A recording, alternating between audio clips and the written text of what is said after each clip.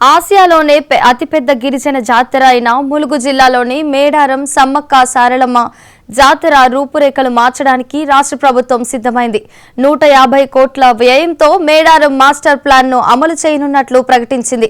ఈ ప్రణాళికలో భాగంగా సమ్మక్క సారలమ్మ, పగిడిద్దరాజు, గోవిందరాజుల గద్దెలకు కొత్త డిజైన్ ను రూపొందిస్తున్నారు.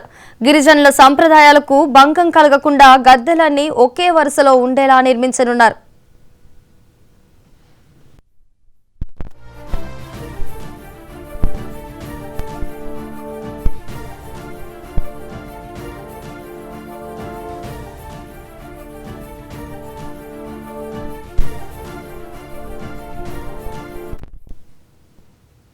జాతర సమయంలో భక్తుల రద్దీని దృష్టిలో ఉంచుకొని ప్రశాంతమైన దర్శనం కోసం గద్దెల సాలహారాన్ని 4 వైపులా విస్తరించనున్నారు. అలాగే భక్తులకు స్నానపు సౌకర్యం కోసం జంపన్నవాగులో నిరంతరం నీటిని నిల్వ ఉంచేలా చర్యలు తీసుకోనున్నారు.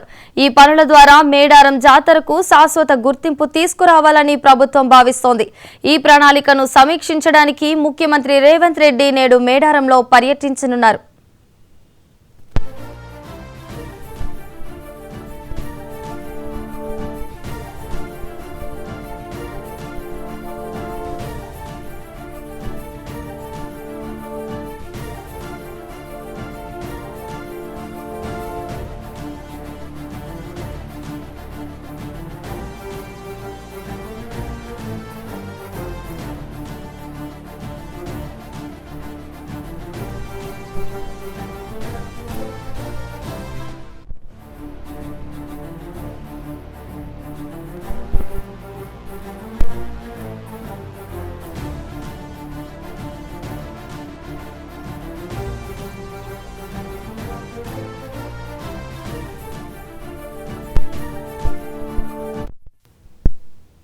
ఆసియాలోనే అతిపెద్ద గిరిజన జాతర అయిన ములుగు జిల్లాలోని మేడారం సమ్మక్క సారలమ్మ జాతర రూపురేఖలు మార్చడానికి రాష్ట్ర ప్రభుత్వం సిద్ధమైంది. ఈ అంశానికి సంబంధించి మరింత సమాచారం తెలంగాణ బ్యూరో చీఫ్ సుధాకర్ అందిస్తారు.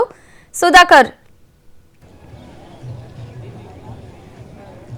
ఆదివాసీ గిరిజనుల ఆత్మ స్థైర్యం ఏదైతుందో మేడారం సమ్మక్క సారలమ్మ జాతర రూపురేఖలను పూర్తిగా మార్చేందుకు తెలంగాణ రాష్ట్ర ప్రభుత్వం నిర్ణయం తీసుకుంది. అందుకు అనుగుణంగా 236 కోట్ల రూపాయలను వెచ్చించి మిషన్ 100 డేస్ పేరుతో ఈ కార్యాచరణను తీసుకుంటుంది. అందుకు గాను ముఖ్యమంత్రి రేవంత్ రెడ్డి మరికొద్దిసేపట్లో మేడారం సమ్మక్క సారలమ్మ జాతర ప్రాంగణానికి ఆయన రాబోతున్నారు. హెలికాప్టర్ ద్వారా 12 గంటలకు ముఖ్యమంత్రి రేవంత్ రెడ్డి ఇక్కడికి చేరుకుంటారు. రేవంత్ రెడ్డితో పాటు ఇన్ఛార్జ్ మంత్రి పొంగులేటి శ్రీనివాసరెడ్డి, జిల్లా మంత్రులు సీతక్క, అదేవిధంగా కొండా సురేఖతో పాటు ఇతర గిరిజన ప్రజాప్రతినిధులు, అదేవిధంగా ములుగు జిల్లా అధికార యంత్రాంగంతో పాటు రాష్ట్ర ప్రభుత్వానికి సంబంధించిన దేవాదాయ ధర్మాదాయ శాఖతో పాటు ఇతర అధికారులందరూ కూడా ఇక్కడికి వస్తున్నారు. వచ్చిన తర్వాత ముఖ్యమంత్రి రేవంత్ రెడ్డి ఇక్కడ ఉన్నతాధికారులు అదేవిధంగా ప్రజాప్రతినిధులు సమీక్ష సమావేశాన్ని నిర్వహిస్తారు. సమీక్ష సమావేశంలో నిర్వహించిన తర్వాత మేడారం సమ్మక్క సారలమ్మ జాతరకు సంబంధించి పూర్తిగా కోయ గిరిజనుల కొంగు బంగారంగా సమ్మక్క సారలమ్మ జాతరను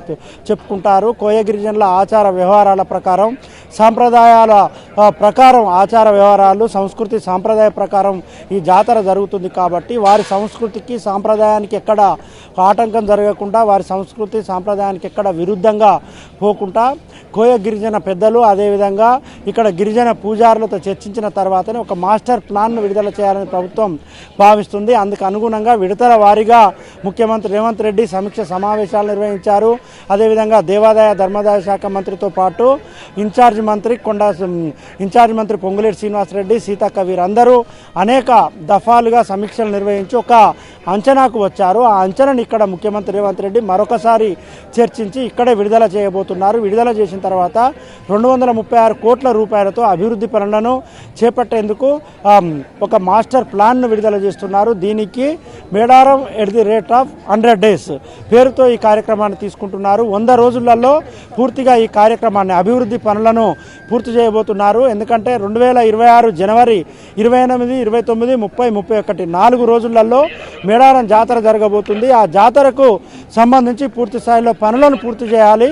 ఆ పనులను పూర్తి చేసి 1 కోటి మంది భక్తులు వస్తారు కాబట్టి 1 కోటి మంది భక్తులకు దీనికి అనుగుణంగా తీసుకురావాలనుకుంటున్నారు. అదేవిధంగా సమ్మక్క, సారలమ్మ, పగడిద్దరాజు, గోవిందరాజు ఈ 4 గద్దెలకు సంబంధించి కూడా 4 గద్దెలను పూర్తి స్థాయిలో ఒక వివిధ దశల్లోకి తీసుకురావాలి. 4 గద్దెలను కూడా భక్తులు ఈజీగా దర్శించుకునేందుకు ఏర్పాట్లు చేయాలని ప్రభుత్వం భావిస్తుంది. అందుకు అనుగుణంగా గద్దెల మార్పులు చేర్పులు, అదేవిధంగా ఈ పురాతన ఆలయాలను ఏదైతే రీడిజైన్ చేస్తారో ఈ డిజైన్ సంబంధించి స్థపతి ఉంటారో ఆ స్థపతి సంబంధించిన ఆలోచనలు, ఆయనకు సంబంధించిన వ్యవహారాలన్నింటినీ కూడా తెలుసుకోబోతున్నారు. తెలుసుకొని అందుకు అనుగుణంగా పనిచేయబోతున్నారు. మేడారం సమ్మక్క సారలమ్మ జాతరలో గతంలో అనేక ప్రభుత్వాలు ఉండేవి. 2 ఏళ్లకోసారి జాతర వస్తుంది. జాతర వచ్చిన సందర్భంగా జాతర కేవలం సమీపిస్తుంది అనగా అప్పటి ప్రభుత్వాలు కేవలం 50 కోట్లు 75 కోట్ల రూపాయలను విడుదల చేసి